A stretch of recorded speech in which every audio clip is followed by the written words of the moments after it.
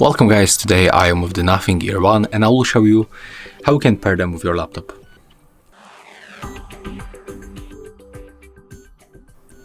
Okay, so first of all you have to open the case, and next we have to use this button, click and hold it until this indicator starts blinking.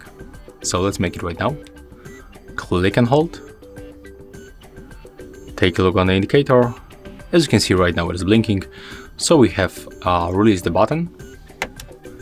Next, what we have to do, just simply go for the settings,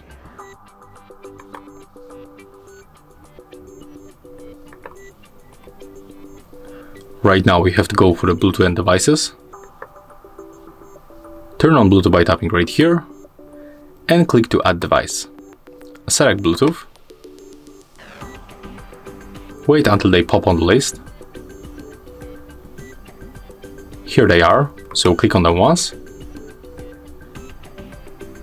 And right now we are successfully connected. So that's all for this video. If you find it helpful, remember to leave a like, comment and subscribe.